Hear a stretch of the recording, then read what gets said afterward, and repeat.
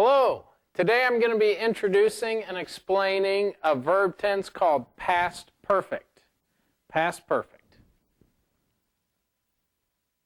When we think of past perfect, we see two words, past and perfect. Past is easy. That means before now. And perfect gives the idea of before. So when we say past perfect, what we're saying is before that time in the past, whatever that time is. So the formula for past perfect is going to be had plus the V3. When I say V3, a lot of times we think of that as the past participle. So that would be, if I have the verb eat, V1 is eat, V2 is ate, and V3 is eaten. So had plus the past participle. I use V3 instead of saying past participle. So an example sentence, at 10 o'clock I had driven to work. And what I'm saying there is the action of had driven happened before 10 o'clock. So at 10 o'clock I was at work, and before that time had driven.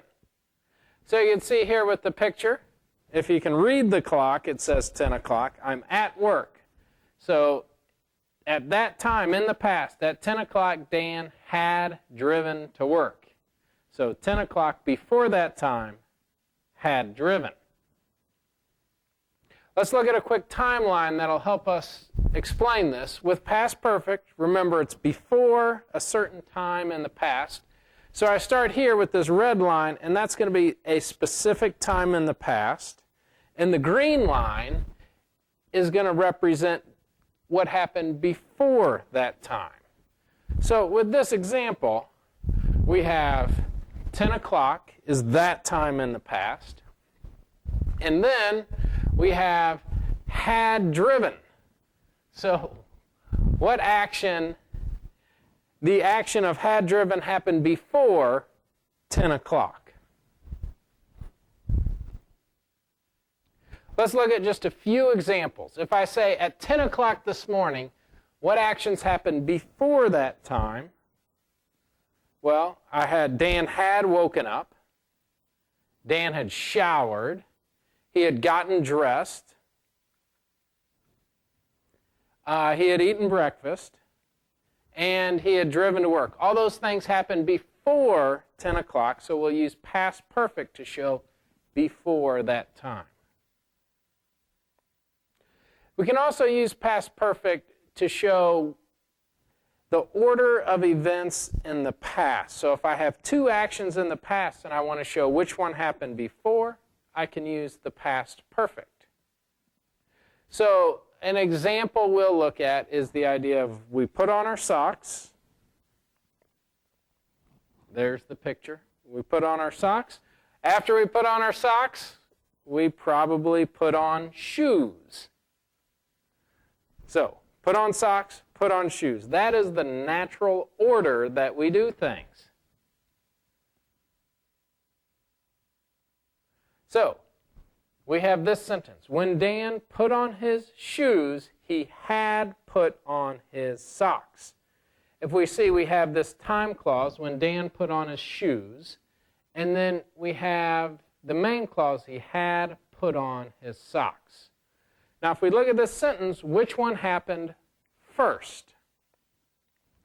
And what we can see is we have had put. So he had put on his socks.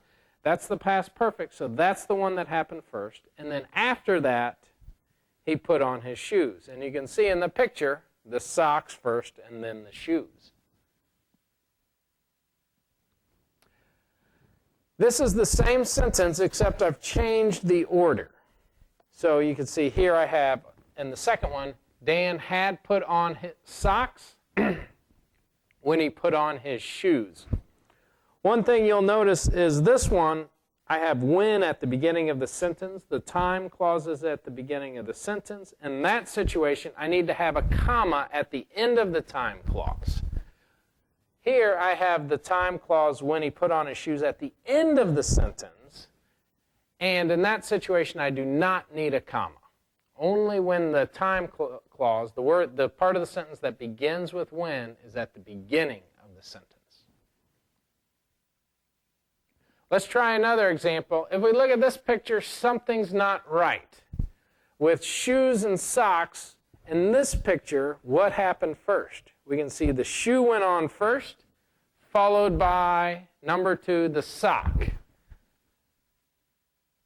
So we can see with this example, when Dan put on his socks, he had put on his shoes. So had put on his shoes happened first, then put on his socks. And you can see with this one also, we have when at the beginning of the sentence, so we do have a comma way over here at the end of that part of the sentence. And this is the same sentence, just with a different order. Dan had put on his shoes when he put on his socks. So in this situation, no comma, but we can also see that the had put right there is going to be, that's the thing that happened first because it's the past perfect.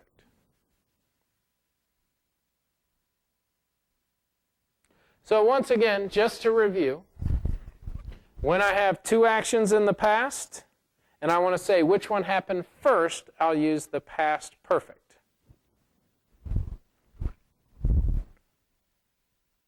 Let's look at this video and look at two more actions in the past.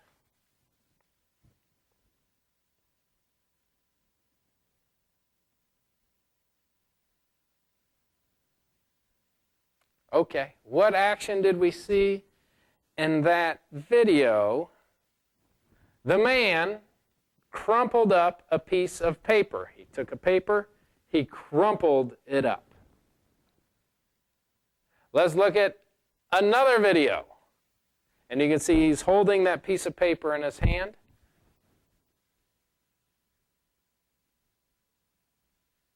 Wow, that's a great video. You can see he threw the paper in the trash can. The man threw the piece of paper in the trash can. So from that, we could put those two sentences together. The man had crumpled up the piece of paper when he threw it in the trash can. If we look here and we say, which action happened first? Had crumpled or threw? And we could say, this happened first. Had crumpled, because it's past perfect. We'll also notice I have when here, and there's no comma because when is the time clause is at the end of the sentence. And in that situation, we do not need a comma. Now in this first sentence I used when. Here I have the same sentence except I used the word before. So the man had crumpled up the piece of paper before he threw it in the trash. So these two sentences, you can see, they have the same meaning. First crumpled the paper, then threw it in the trash.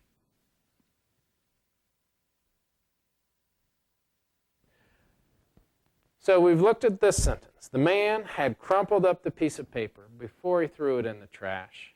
And compare it with this sentence. The man crumpled up the piece of paper before he threw it in the trash. What we can see here, this has a past perfect, had crumpled, and a past simple, threw. This one has past simple, crumpled, and then past simple, threw. But if we really look at these two sentences, the meaning is the same. Okay, when I have two actions in the past, and I use before, and it'll work the same with after, as long as the relationship is very clear which one happened first, I really don't need to use the past perfect. I can use past simple and get the same idea. So these two sentences have the same meaning. So we had the sentences before with before. This sentence has after. The man threw the piece of paper in the trash after he had crumpled it up. So we have past perfect, had crumpled here. And in this sentence, the man threw the piece of paper in the trash after he crumpled it up. In this situation, we use the past simple instead of the past perfect, and it's okay. It has the same meaning because after shows very clearly which one happened first and which one happened second. So the past perfect would be optional in that situation.